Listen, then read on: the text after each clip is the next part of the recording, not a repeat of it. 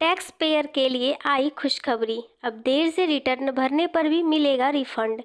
जैसे पहले income tax के ड्यू डेट के बाद रिटर्न फाइल करने पर उस आखिरी तारीख तक व्यक्ति का जो रिफंड होता था उसे नहीं दिया जाता था, लेकिन अब इस नए टैक्स बदलाव के कारण वह व्यक्ति रिफंड का हकदार होगा।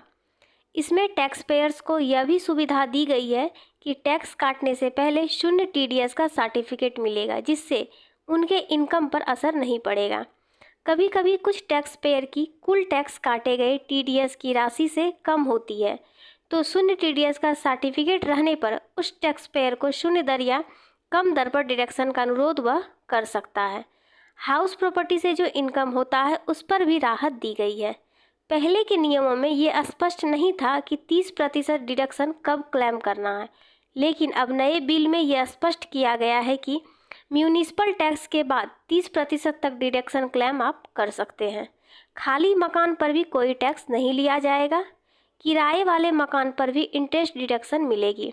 ऐसी बिजनेस प्रॉपर्टी जिनका इस्तेमाल ना हो रहा हो या लंबे समय से वह खाली हो, उन पर भी टैक्स नहीं लिया जाएगा। जो पहले से कंस्ट्रक्शन चल रही प्रॉपर्टी, रिकंस्ट्रक्शन प्रॉपर्टी पर भी इंटरेस्ट लिया जाता था पहले, अब उस पर भी डिडक्शन दिया जाएगा।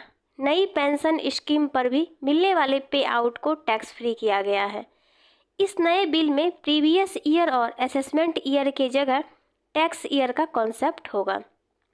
साथ ही इसे डिजिटल बनाए जाने की कोशिश की गई है ताकि कर प्रक्रियाओं को और भी सरल बनाया जाए, जिससे टैक्स पेयर और एमएसएमई को अनावश्यक झंझट से बचाया जाए। इससे मिडिल क्लास को ज़्यादा बचत होगी, जिससे घरेलू उपभोग, बचत और निवेश को बढ़ावा मिलेगा।